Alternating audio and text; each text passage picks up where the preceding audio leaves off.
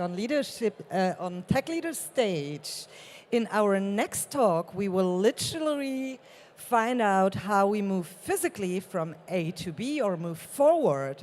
So Maxine Romain from Tier Dot, Luise Hübbe from Experience One, Christian Wiegand from NIO, and Lara Schermer from Piabo will talk about smart city, smart mobility here on the Tech Leaders stage. So big hands and welcome to Luisa, Lara, Maxim, and Christian.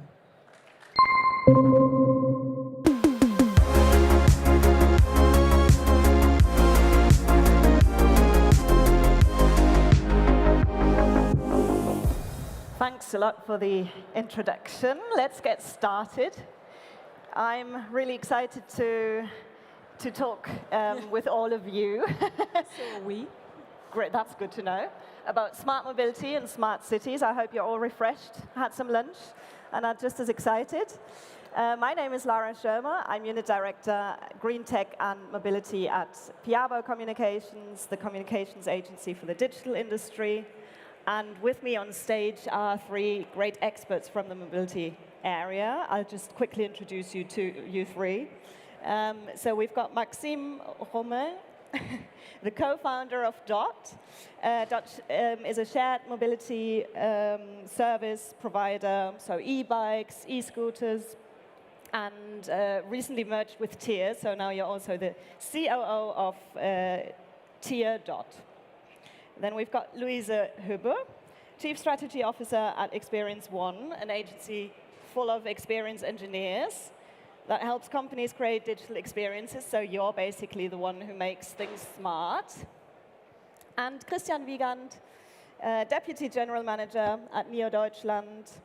NIO manufactures premium electric vehicles, and you're also head of user development, so responsible for all things marketing and communications. So, to start this conversation, I'd like to get a vision, your vision of the future. In 10 years, what do you think? What does the smart city look like? What does it entail? Can you paint a picture? Maybe, Maxime, you can start. Yeah, sure. So if we step back a little bit, what we can see is that in the past 50, 100 years, we have seen a big move of people, population from countryside to cities. And so at this point, we have about, I think, 50% of the population that live in cities. By 2050, probably about 75% of the world population will be in cities.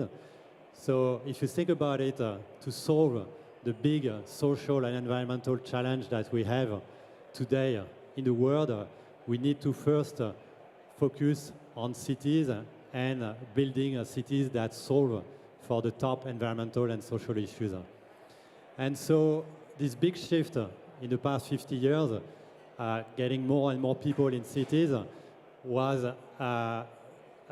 first done by a very functional approach.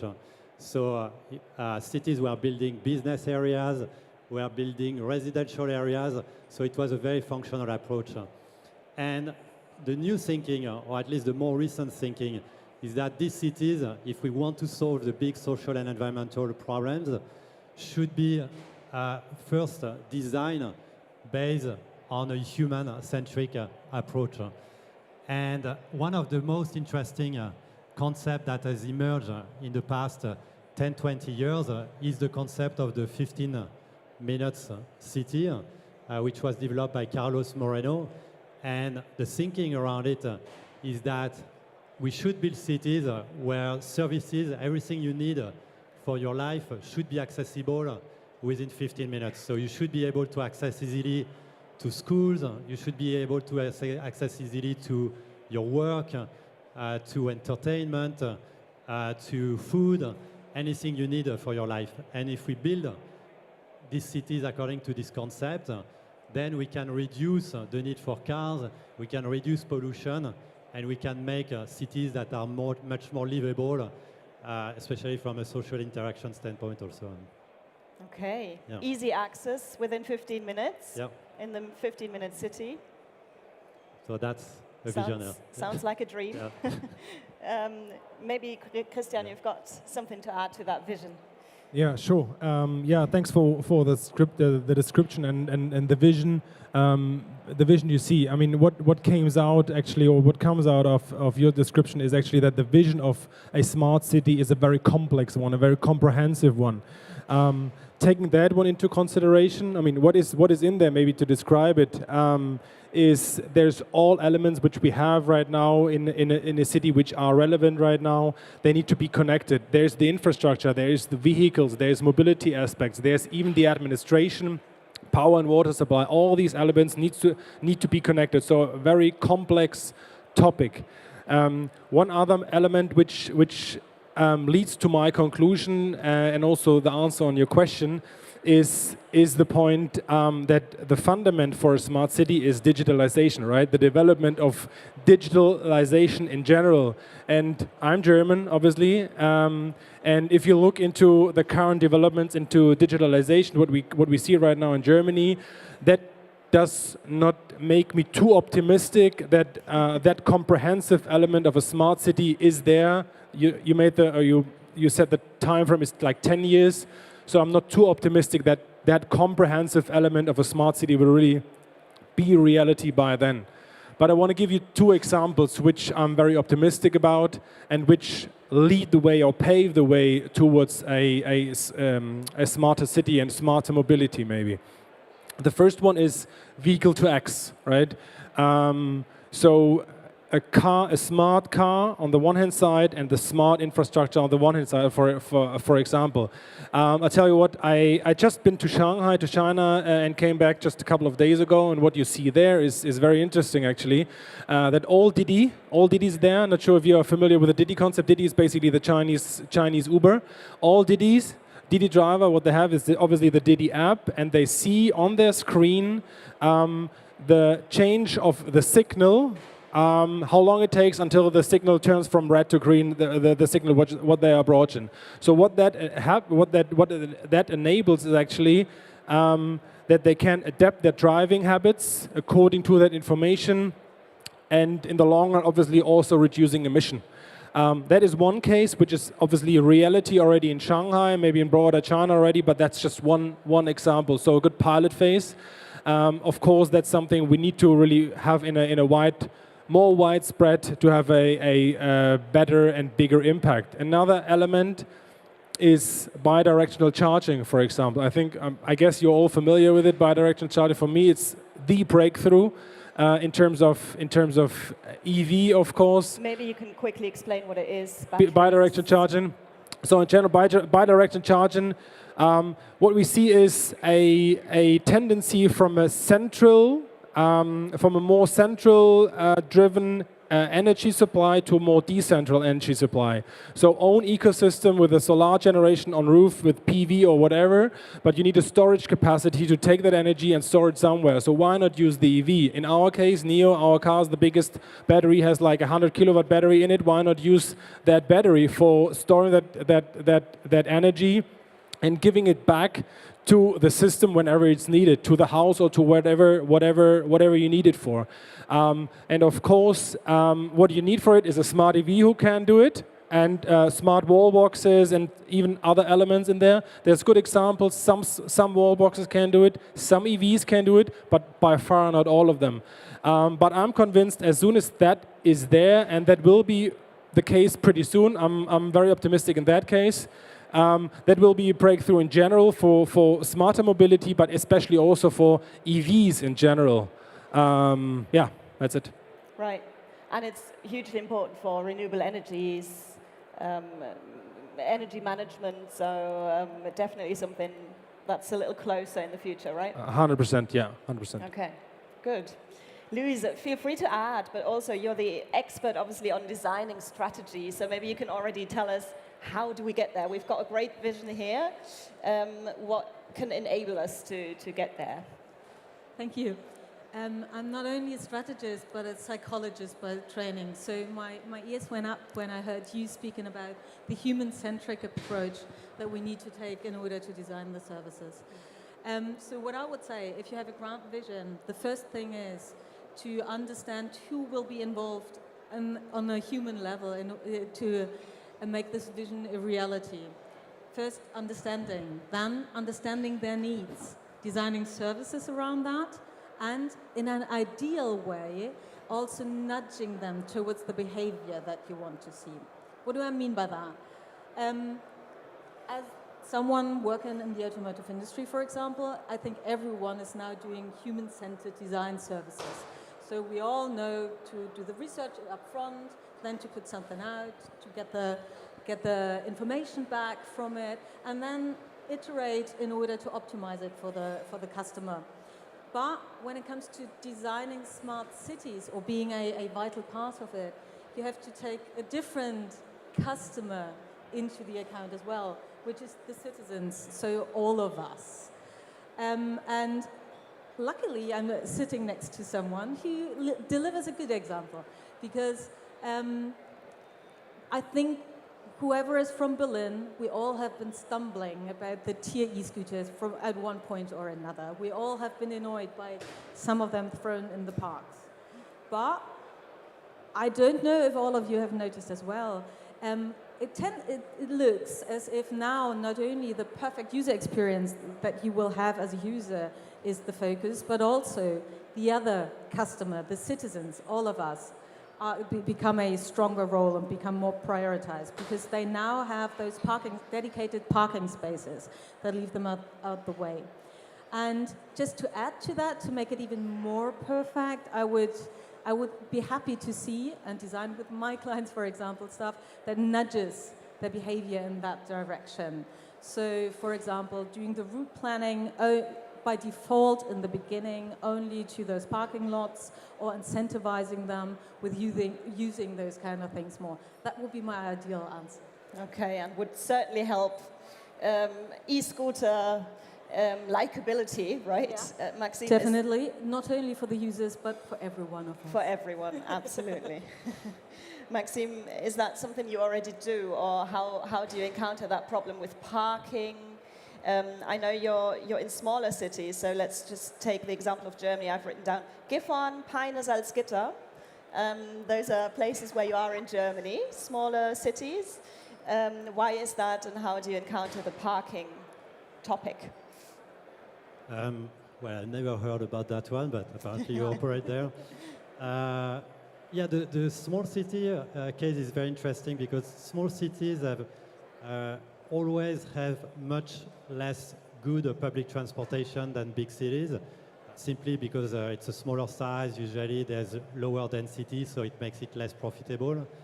And usually what you will have is, a bus network or a bus service, but for people they have to wait, maybe 30 minutes to get a bus to get to some destination.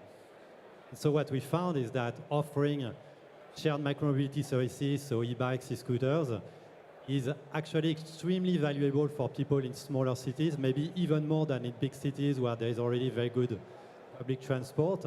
And we have seen, because of that, a lot of adoption in small cities, sometimes much more than actually in big cities. And so then coming back to the parking topic, yeah, it's in the end, if we think about the biggest reason why people don't like shared micromobility, it's because they are occupying the streets, they are creating a mess in the streets. And the only way to solve that is a collaboration with cities, where we agree to build parking infrastructures that is dedicated usually to shared micromobility, and we as operators enforce parking in these areas, or give incentives, indeed, positive incentive for people to park. So one is navigation, which we already do, actually, guiding the users to the parking, or possibly some bonus or free rides or whatever if they park well. So, yeah. So that makes it even a third customer then. That's amazing, because you also have the municipalities as a customer that you design your services around. True, yeah. Okay, lots to do. So we've kind of got the public transport that needs to become smarter as well, obviously. Shared mobility as an addition to that, and then we've still got individual mobility. So maybe, Christian, your take on that. We were talking about nudging behaviors. And I believe that's a huge impediment in terms of adoption of e-mobility, is that we need to change our behaviors, right? It takes longer to refuel, to charge a car than to refuel a car. So people always have lots of arguments against e-mobility. How do you encounter that? Do you have any behavior-changing strategies? The answer is easy, I think. It's technology and innovation. That's what we're here for, I guess. Now, the point is, just to explain a bit our heritage and where we are coming from. NEO is we consider ourselves a tech company. Even though we are operating actually in the field of automotive, we are from the bottom of our heart a tech company. We have tech habits, we have tech processes, and develop things more from a tech perspective. So the tech innovation aspect is a very relevant one in general, as I said, from the bottom of our hearts. We develop smart cars with AI companion in there and so on and so forth. But I think what is hopefully partly at least answering your question is convenience. Our thinking, and especially also our CEO's thinking, William Lee, is that convenience helps in general to make people access new technology. So that's exactly what we are trying. Of course, in terms of EV, charging is the way to go. That's decided. There's no doubt about it. Charging it is. But still, there is some circumstances coming around, long charging times and so on and so forth. So our idea is that all of our cars come in with a swappable battery. So, and to swap batteries, what you need to do is obviously you need a place to go to where you can swap the batteries. So that's also what we are building. We're building an own power swap network, power swap stations. That's how we call them. You go in there. There's a fully autonomous process, and it takes between 3 to 5 minutes until the user has a newer, better, fully charged battery in his car. It's not that we want to replace the charging process. It's just there is use cases out there where that element makes sense. Talking about long distance travels where you don't want to lose time, but the element and the advantage of the time is just one tiny aspect actually. Think about battery technology. I think we all agree that battery technology will make huge steps in the next, let's say, 3 to 10 years, right? With that technology, with the power swap station and the swappable batteries, we have the chance to bring always new technology into our system, and the user who buys now one of our cars can participate from that technology even in, 4 years' time. Bidirectional charging with our power swap station, we can balance the grid, basically, in theory. Whenever there is too much power in the grid, we can take it back and vice versa. So there's multiple aspects. But coming back to your question, I think convenience it is. That's what we're trying with all of our services, with our product, making it as convenient as possible for the users to access that technology and go and join our way to, in our case, blue sky coming, a more positive future where a smart city is definitely part of it. Right, so you believe we should be more open, not just charging infrastructure, but also battery swapping, for example, might be something different. So more innovation as well. And just to add to that, making things more barrier-free and easier to access is also one of the main principles of nudging. So thanks for that. Amazing. Right, and you also, I believe you also use user feedback, because obviously you talk about user data, getting data from users in order to improve your design as well, and I believe that's something NEO does as well. Yeah, I said it already that we are kind of, we consider ourselves a tech company, and I think in the tech industry it's much more common to have direct user feedback, beta testing and so on and so forth. That's also what we're trying to apply in general, but one other aspect is important here. Our strategy says that we want to build a user enterprise. You talked about acting user-centric. We want to go one step further, being one step ahead. User enterprise means we want to bring the user into the organization, make the user an incremental part of the organization. And the operational part of it is a community marketing, community strategy, what we are doing. We're doing that via our community. How we do it, just to give you some examples, our entire journey is based on that aspect. Based on the aspect of community, and community means per definition co-creation, getting feedback in, interaction, feedback, and so on and so forth. So all of our journey is developed for that.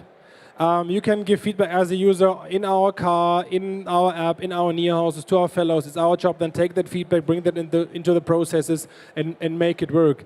Another aspect is our user advisory board, a board of users, obviously, around 100 people who consult us on a constant basis on workshops. We even have that navigator program, which is basically beta testing. So whenever we have a new software for our car, we give that out to our beta testers, our navigators. A couple of weeks earlier, before mass release, they get feedback in, we update it, optimize it, and we are ready for beta testing. That's just a few examples. So user feedback and the user and the community aspect is a fundamental part of our approach, yes. Okay, thanks. And Louisa, do you maybe also have an example for user feedback? Is that something you've already done with your agency? So one of our clients is Stadtradeln. Not many people may know this one, but it has a great strategy. City cycling, right? Yeah, city cycling called, more or less. What they do is they have a competition that is in order that is built to incentivize people to use the bike more often. 21 days, you lock your routes that you took along those days, and then you get a prize, ideally. So, but what they do smartly, and what I like really much about the concept, is that they partner with municipalities. So they share the data that the people have been tracking, and it informs the infrastructure decisions that the municipality is going to do. That's also, for someone who cycles already, a good incentive to do that. And what they also add is that they have a pothole locator. So you can tell the municipalities where there are biggest potholes. They can build the infrastructure accordingly, and everyone has a win-win-win situation. Right. We actually also, at Piabo, always have a city cycling competition every year. Participated a lot this year, and it's great to know that my cycling might improve. Sure, download the app, and then everyone here, and then the city gets better, so do it. Yeah, improving infrastructure, smart infrastructure. Totally. One of the major points in a smart city. Right, we've talked a lot about user feedback, users, but there's something else that might be an impediment when we think about the smart city and how we get there. That's the obvious big thing, regulation in general. Maxime, I'm sure you've got quite a lot to say about that with the shared mobility service. Does it work well? How is regulation for your services right now, and what should improve as well? Yeah, shared micromobility industry is quite young, right? So most of the companies today in the field, including my company, have been only around for 6 years now. So still very new. And so I think we have developed a little bit of a hate and love relationship with cities. They love us because I think we help them to bring green mobility in cities, to reduce cars, to reduce pollution. So that they love. And at the same time, they hate us also because we bring a little bit of chaos in the city, maybe also some safety concerns. And so the cities have been always in between, welcoming us and rejecting us.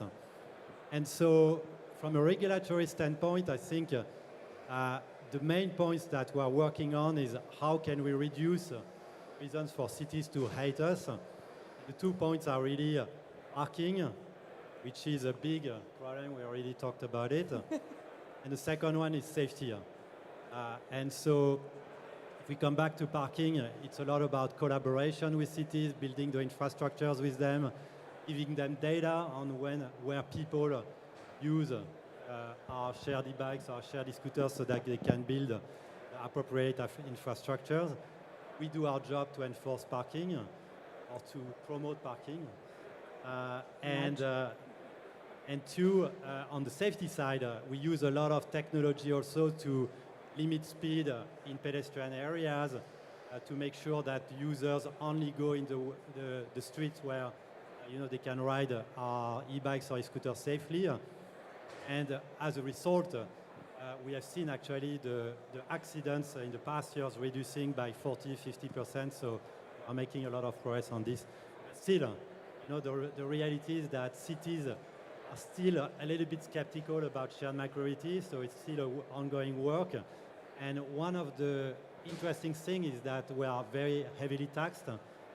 Actually, a study from the US showed recently that shared micromobility is 17 times more taxed than the car industry in cities, which is a little bit crazy when you think about it. We are a much greener way of transportation. We don't emit CO2 emissions. We don't create noise in the cities.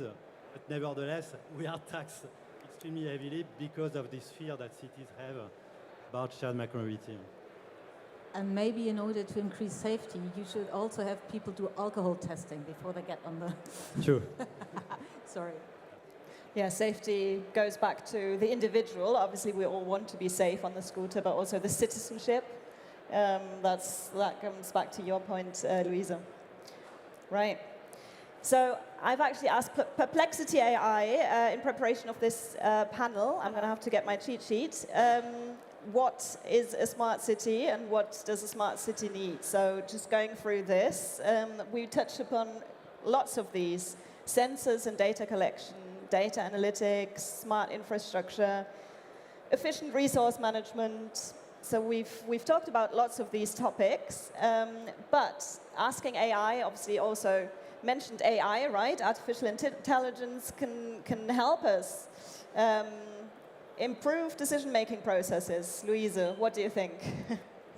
Broad topic. I'll try to keep it a bit shorter than I usually would do. So there are two big areas that I think it can really have a strong impact. The one is the usage of data in order to make municipalities, but also companies, better understand the needs of the customers and how they can change and shape that behavior.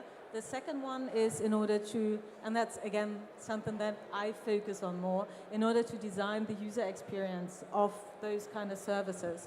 All the improvements that we now see these days via, thanks to large language models, generative AI, will be in the future have a high impact on designing maybe even really, really individualized journeys across different services throughout the city that can then build in a direction that's really personalized to me. So away from the classic website to a web experience that is designed around my needs based on my language that I put in, the conversation I want to have with the app or whatever else there is. Oh, sorry. But there are other people. Sorry? There are other people who want to speak. Any comments? No. On data? I'm sure we've all got a lot to say on data, right? And data usage. Yeah, I mean, data.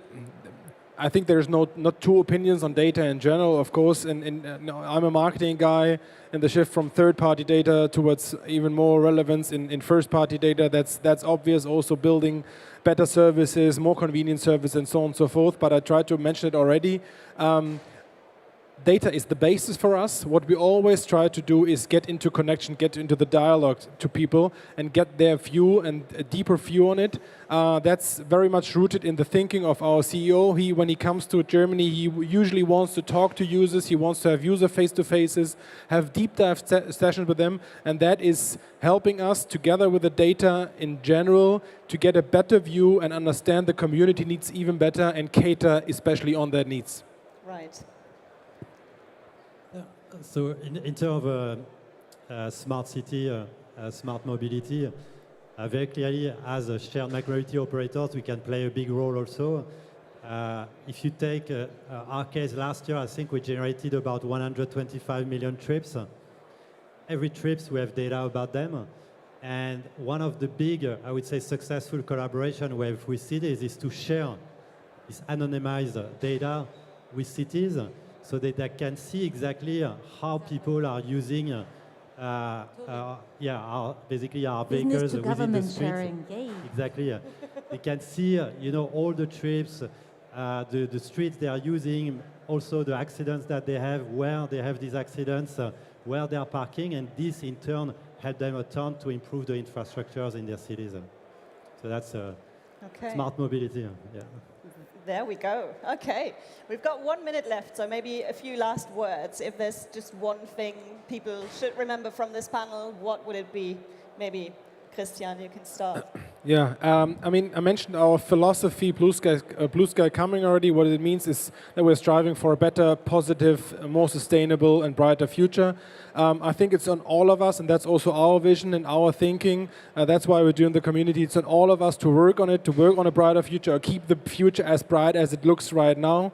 And I think it's even more important for smart people like you guys are, especially in the field you're working in, to give your best, to use your capabilities, to work on it and contribute to that future and let the blue sky come. Okay. Yeah, and that's totally in my line, as we would have guessed. So I think a smart city is a great vision, but it lives on the people, on all of us. And I say to the companies out there, that's my cry out, that a good company should always reconsider all the different participants and then make it for them easier to do what they already want to do by making it more barrier-free. For me, I would say, I think what's important is that smart city is not necessarily tech city. Sometimes low-tech solutions are also great, especially if you take the human-centric view. A mechanical bike, it's very old, it's nothing new, but actually it's a great solution for city, and for me it's very smart, so let's not neglect also low-tech, which is also a great solution. Yeah. Right. Amazing. I can't wait to live in the smart city of the future, sustainable and user-friendly, as we've learned. So thanks a lot for taking the time and for all the insights. Thank you. Pleasure. Thank you so much, Louise, Lara, Maxim, and Christian, for sharing your thoughts with us. So now, next on stage, 1450 will be the talk, Entrepreneurial Mindset as the Key to Success by Matthias Henze. So we'll be back in some minutes.